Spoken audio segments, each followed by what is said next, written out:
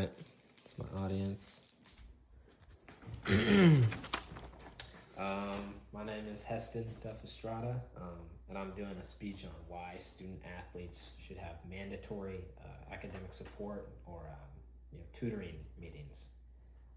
So student athletes struggle with mental health, accountability, and utilizing resources from the college or university that they are a part of, right? So with practices all week, busy classes all week, and then meets on the weekends, and then pressure to kind of succeed through all of that, the structure can kind of fall apart as far as really prioritizing classes, because a lot of student athletes tend to prioritize the athletics part, right? I think it's easy to be more passionate about that. So prioritizing athletics goes up, and then prioritizing classes, it just kind of like goes down, right? It's not as important, pretty much, right? So it's not just important for the student athletes to figure out how to prioritize classes over athletics, but I think to the general community as well.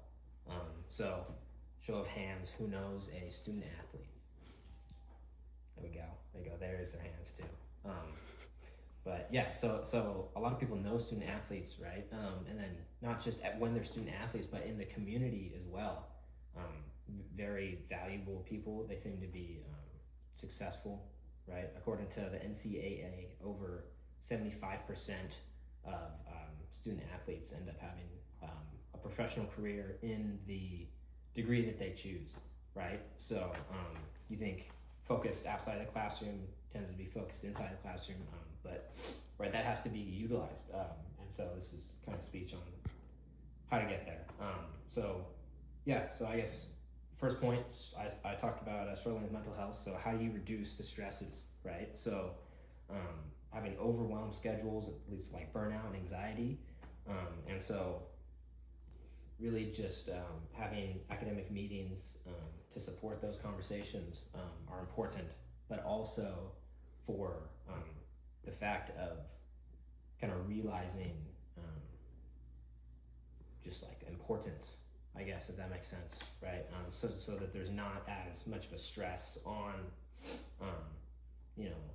succeeding like super high academically, and tutoring appointments are good because the people who are helping you know where you want to end up, and the best way to get there, right? So instead of just freaking yourself out with like this is what I need to be doing, and it's not the right path, and you just kind of fighting yourself, digging yourself into a hole.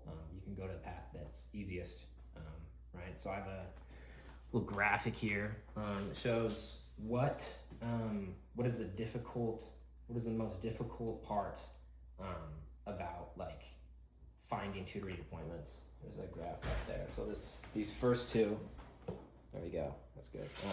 There we go. We got another first one in here. The first two, most of it, most people voted that scheduling the classes, but also like not having academic desire was why they didn't go to the tutoring appointments.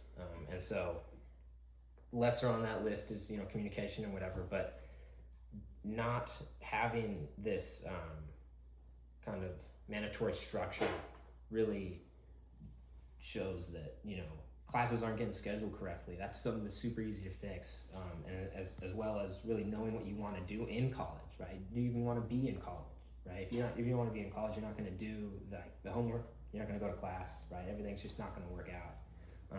But so super easy to fix, and super easy to fix as tutor, right? So second point, community of accountability, right? So as a team, it's really easy to have a strong culture, right? But the expectations of that can't just be athletics, and so to have these mandatory, appointments, that's getting talked about more with, not just athletics but academics. That strengthens the expectation to be a part of not just the team but the classroom, right? And so it just increases motivation, reduces isolation pretty much. let's see, I got another graph here. It's where did you get, the information of what to do with pretty much the tutoring appointments. 61% of it is you just taught yourself, right? It's like, well, what do I do with this question?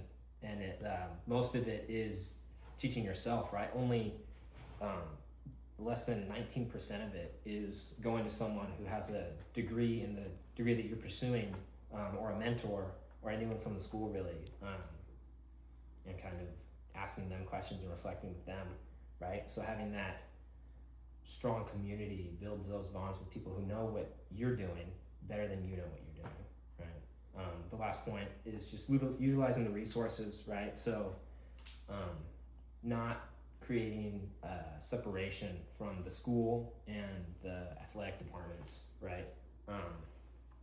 And there's just a lot of athletes don't understand like the tools that are available, right? There's a lot of online, if you're at like a junior college, there's a lot of online like transfer guides and transfer stuff. But if you don't know where to find those, you don't know what classes to take, and you don't know like what support there is, as far as that goes, right? And so, yeah, again, this is just utilizing the team, not just for athletic success, but for academic success, right? I mean, you figure you support each other, Monday through Friday, Saturday you have, whatever games, maybe Friday games, whatever, but also supporting each other in the classroom as well. Yeah, so just as athletes rely in competition, we need athletes to rely on the team in the classroom as well. So yeah, there's a study done by a grad student at Gonzaga, and an assistant professor. Their names are Aaron Vaughn and Dr. Jimmy Smith. That was in 2018, and that's where these graphs come from, right? So yeah, that is everything. So cool. Cool.